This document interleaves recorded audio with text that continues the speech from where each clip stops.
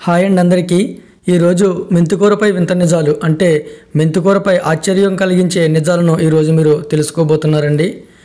ఈ వీడియోలో మీరు లేత మెంతికూర ఎలా ఉంటుంది, ముద్ర మెంతికూర ఎలా ఉంటుంది, మెంతికూర చిన్నాకు పెద్దాకు ఉన్నప్పుడు పెద్దాకున్న మెంతికూర కొనుక్కోవాలా, చిన్నాకున్న మెంతికూర కొనుక్కోవాలా, అలాగే బారుకూర కురసకూర ఉన్నప్పుడు కురచకూర కొనుక్కోవాలా, బారుకూర కొనుక్కోవాలా, ఇలా అనేక విషయాలు ఈ వీడియోలో తెలుసుకుంటారండి. రెండవది, రైతులు వీటిని ఎలా పెంచుతారు, చిన్న మెంతికూర అంటే కురసగా ఉన్న మెంతికూర ఒక్కోసారి మార్కెట్ రావడానికి కారణాలేంటి, ఒక్కోసారి బారుకూర రావడానికి కారణాలేంటి, ఈ రెండింటిలో ఏది బెటరు, ఇలా అనేక విషయాలు మీరు ఈ మెంతికూర ఆ వీడియోలో తెలుసుకోబోతారు. కాబట్టి ఈ మెంతికూర వీడియోని మిస్ కాకుండా పూర్తిగా చూడండి. మీరు ఇప్పుడు చూస్తున్న మెంతికూర అంతటికీ రైతు మా అన్నయ్యనండి. మా అన్నయ్య వీటన్నిటిని కూడా పెంచాడు అన్నమాట. అంటే పెద్ద రైతులు ఇలా చిన్న చిన్న మడులు కట్టరన్నమాట. సెంటు 2 సెంట్లు అలా కట్టరు, ఇలా చాలా పెద్ద పెద్దగా కడతారు. ఎందుకంటే వీళ్ళు రిటైల్గా కాకుండా హోల్సేల్కి వేసేస్తారు 100 లెక్క.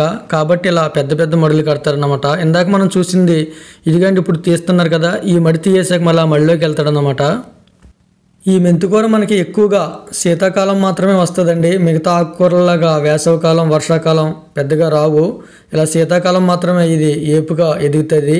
అంటే ఈ మెంతికూర ఎక్కువ వర్షానికి కానీ ఎండకు కానీ తట్టుకోలేదండి. కాబట్టి దీనికి శీతాకాలం వాతావరణం మాత్రమే సరిపోద్ది. కాబట్టి శీతాకాలం ఇది ఎక్కువగా వస్తుంది. మిగతా ఆకుకూరలు అయితే అన్ని రోజుల్లోనూ కొంత ఇంచుమించుగా వస్తాయి, కానీ దీనిని మిగతా టైంలో పెంచాలంటే చాలా కష్టం అన్నమాట.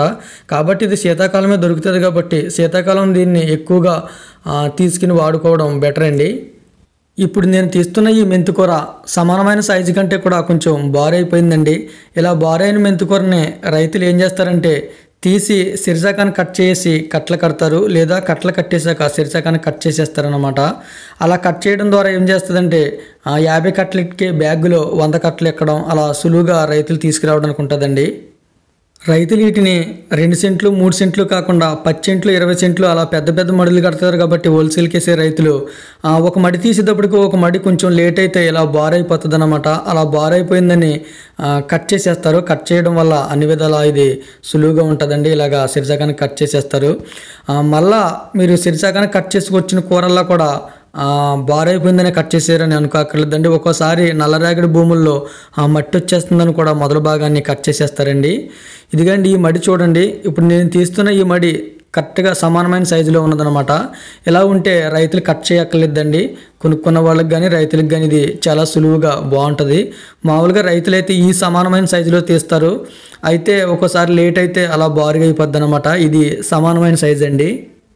ఓన్లీ మీకు శీతాకాలం మాత్రమే ఇలా సమానంగా కానీ లేదా బారుగా ఎదిగిన మెంతికూర కానీ దొరికిద్దండి.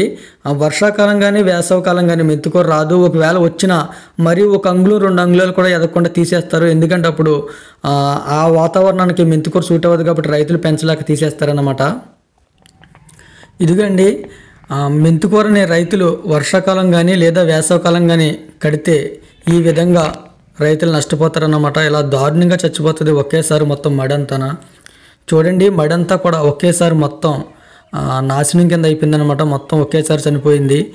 అంటే ఈ మెంతికూర ఎట్టి పరిస్థితులను కూడా ఎక్కువ ఎండ కానీ లేదా ఎక్కువ వర్షాన్ని కానీ తట్టుకోలేదండి. అందుకు వలన ఇది శీతాకాలమే మనకు బాగా ఎక్కువగా వస్తుంది అనమాట. శీతాకాలం అయితే ఎక్కువ ఎండ ఉండదు, వర్షము కురదు. కాబట్టి ఈ వాతావరణం దీనికి బాగా సూట్ అవుతుంది.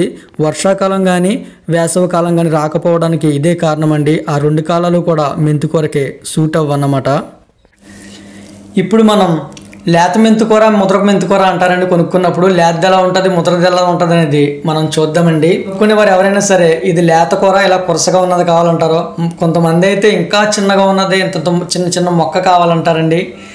కానీ దీనికన్నా ఈ బారుగా ఉన్నది చూడండి, ఇదే లేదండి. కొనుక్కునే వారు ఎవరైనా సరే ఇది ముదిరిపోయింది మాకు వద్దు అంటారో, ఇది లేతగా ఉన్నది ఇది కావాలంటారో. కానీ దీనికంట ఇదే లేదే. తోటకూర విషయానికి వచ్చేటప్పుడు మనం ఏం చేస్తామంటే ఈ కాడను బేస్ చేసుకుని కొనుక్కుంటాం. మెంతికూర విషయానికి వచ్చేటప్పుడు మనం ఆకుని బేస్ చేసుకుని కొనుక్కోవాలండి. ఎలా అంటే బారుగా ఉన్నా కురసగా ఉన్నా అది పక్కన పెట్టేయండి. ఆకు పలచగా నిగనిగలాడుతా ఎంత పెద్ద ఆకు ఉంటే అంత లేదని మాత్రం మెంతికూర గుర్తించుకోండి. ఇది మాత్రమే దీన్ని మాత్రమే బేస్ చేసుకుని ఆకుని మాత్రం బేస్ చేసుకుని కొనండి, అది బాగుంటుందండి. ఇలా బారుగా ఉన్న కూరకైనా సరే లేకపోతే ఇలా కురసగా ఉన్న కూరకైనా సరే ఆకు ఎంత పెద్దగా పలచగా ఆ నిగనిగలాడుతూ ఉంటే అంత లేద్దన్నమాట. అంతేగాని కొరసగా ఉంటే లేద్దే, బారుగా ఉంటే ముదిరిపోయింది అనుకోకండి. ఓన్లీ ఆకే చూసుకోండి. ఆకు దేన్నైతే బారుగా ఉన్నదాన్ని పెద్దగా ఉన్నదా, కొరసగా ఉన్నదాన్ని పెద్దగా ఉన్నదా అనేది చూసుకోండి. ఒకసారి బారుగా ఉన్నదానికి కూడా ఆకు గిడస మారిపోయి చిన్న చిన్నగా ఉంటుంది, అది ముదిరిపోయినట్టేనండి. ఒకదానికి కొరసగా ఉన్నదానికి కూడా ఆకు గిడస మారిపోయి చిన్నగా ఉంటుంది, అది ముదిరిపోయినట్టే. ఒక్కోసారి ఇలా పెద్దగా ఉన్నదానికి ఆకు నిగనిగలాడతా ఆకు పలసగా పెద్దగా ఉంటుంది, అది లేతగా ఉన్నట్టే.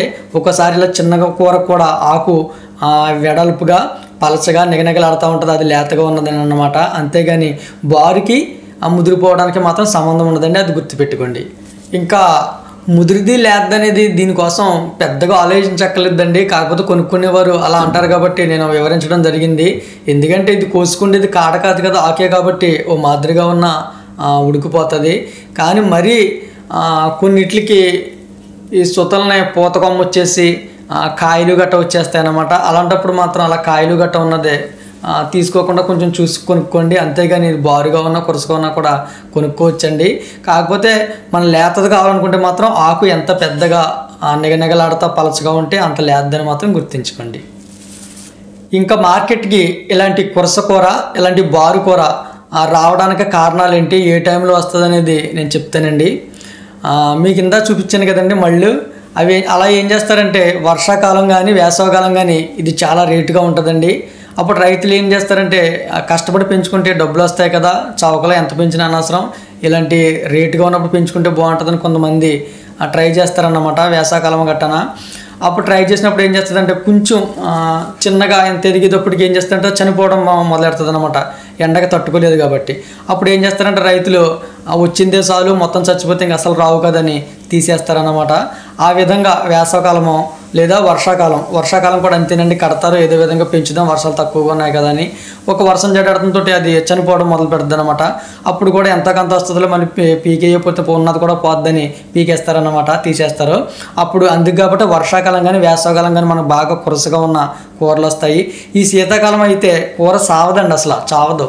ఎందుకంటే ఎండ కానీ వర్షం కానీ ఉండదు కాబట్టి అలా కట్టిన 15 రోజులకి ఎంత ఏపుగా ఎదిగిపోతూ ఉంటుంది అన్నమాట. 15-20 రోజులకి ఎంత ఏపుగా ఎదిగిపోతుంది. కాబట్టి ఇలా తీస్తే అసలు రైతులకి కానీ కొనుక్కుని యూజ్ చేసుకునే వాళ్ళకి కానీ చాలా ఉపకారం అండి. ఎందుకంటే ఇది కొయ్యాలంటే కష్టం, ఒక ఆకు ఏరాలంటే, అది ఇది అనుకోండి కొయ్యడానికి చాలా సులువుగా ఉంటుంది పెద్ద ఆకులు కాబట్టి. రెండోది వచ్చేసి ఇది 2 కట్టలు కొనుక్కుంటే కూర అవ్వలేదు, ఇది ఒక్క కట్ట కొనుక్కుంటేనే కూర అవుతుంది. రైతుకి కానీ మనకు కానీ కొనుక్కునే వారికి కానీ ఎవరికైనా సరే ఈ సైజులో ఉన్న కూర తీసుకుంటేనే అన్ని విధాలా బెటరు. కానీ వినియోగదారులు కొనుక్కునేవారు మాత్రం వాళ్ళకి అస్సలు తెలియక ఇలా కురసగా ఉన్నది కావాలండి అంటారు. కురసగా ఉన్నదైతే వాళ్ళకి రైతులకి లాస్, మీకు నా లాసేనండి. కాకపోతే తెలియక చాలామంది ఇది ముదిరిపోయింది వద్దు చేదొచ్చేస్తుంది అంటారు. కాబట్టి నేను ఈ వీడియో చేస్తున్నానండి. ఆకునే బేస్ చేసుకోండి. మీరు లేత కూర కొనుక్కోవాలనుకున్నప్పుడు అది చిన్నగా ఉన్నా పెద్దగా ఉన్నా ఆకు పలచగా నిగనిగలాడతా ఎంత పెద్దగా ఉంటే అంత లేత కూరని మాత్రం గుర్తుంచుకోండి. మరి కొంతమంది అయితే వేసవకాలము వర్షాకాలమే కాదు కదండి, శీతాకాలం కూడా ఇలాంటి చిన్నగా పొట్టుగా ఉన్న కూర కొరసగా ఉన్న కూర వస్తుంది కదండి అని అడుగుతారు. నిజమేనండి, వస్తుందండి. దానికి గల కారణాలు ఏంటంటే కొన్ని ఇసుక నేలల్లోని బాగా బలహీనమైన భూముల్లో కూడా శీతాకాలం వచ్చేస్తుంది కదా అని కడతారు. అప్పుడు చనిపోవడంతో కొంచెం అవ్వేటప్పటికి ఇంతంత మొక్క వచ్చేటప్పటికి చనిపోతూ ఉంటుంది, బలం చాలక గట్ట. అట్లాంటప్పుడు తీసేస్తారండి. రెండో కారణం ఏంటంటే వీటి కోసం ఏమీ తెలియని ఈ వినియోగదారులు మాకు కొరసగా ఉన్నది కూర చిన్న మొక్క కావాలని డిమాండ్ చేయడం వల్ల ఇలా ఈ 2 కారణాల మూలంగానే సులువుగా వచ్చే శీతాకాలం కూడా మార్కెట్కి ఇంత చిన్న మొక్క అంటే కొరస మొక్క వస్తుందండి. ఇప్పుడు ఈ కూర ఉందండి, మంచి పరువులో ఉంది. ఇది చాలా అంటే చాలా లేతగా ఉంటుంది అన్నమాట. మా అన్నయ్య ఇంకా దీన్ని తీయడం కూడా మొదలు పెట్టలేదు. కానీ ఇలాంటి కూర, ఇలాంటి పెద్ద ఆకుతో ఉన్న ఇంత లేత కూరను పట్టుకెళ్ళినా సరే ఇలాంట కొంతమంది వినియోగదారులకి అసలు ఏమీ తెలియక, అయ్యో మాకు ఈ కూర వద్దండి, ఇది ముదిరిపోయింది, మాకు చిన్నగా ఉన్నది కావాలి, మొక్క కూర ఉన్నది కావాలనుకుని గిడస మారిపోయి గిడస కొట్టిపోయి ఇంక ఎదగకుండా ఇసుక నేలలో పనికిరాదని తీసుకొచ్చేస్తారు చూడండి. అలాంటి ముద్ర కూర కొనుక్కుంటారు ఎంత మంచి కూర మానేసి. కాబట్టి ఈ వీడియో చేస్తున్నానండి. ఎప్పుడు కూడా మీరు ఆకు పెద్దదే చూసుకునే కొనుక్కోండి.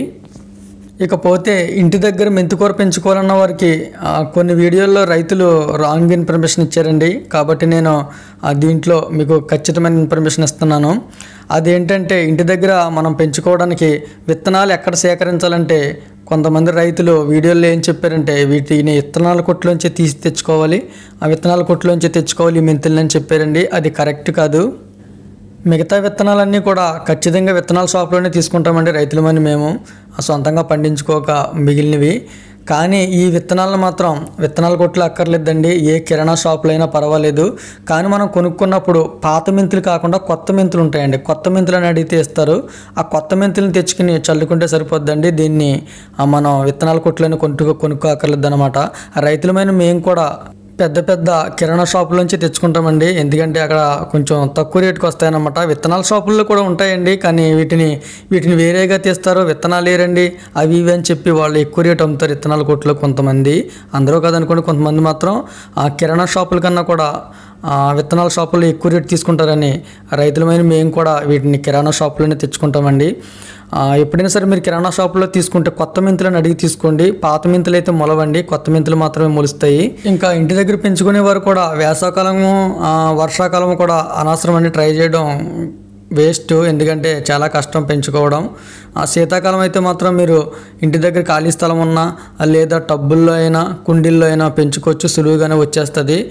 నల్లరేగడి మట్టి అయితే చాలా సులువుగా వస్తుందండి. ఒకవేళ ఇసుక మట్టి అయితే మాత్రం అందులో పెంట మట్టి అంటే సేంద్రియ ఎరువు కలిపి వాడుకుంటే బాగా వస్తుందండి. ఇంకా ఇంటి దగ్గర పెంచుకునే వరకు కొంతమందికి శీతాకాలం కూడా చనిపోతుందండి, చిన్న మొక్క అప్పుడే చనిపోతుంది అంటారు. దానికి గల కారణం ఏంటంటే మీకు తెలియక నీళ్ళు ఎక్కువ పోయడం వల్ల చనిపోద్దండి. అంటే చెమ్మ ఎక్కువ ఉన్నా కూడా చనిపోద్ది.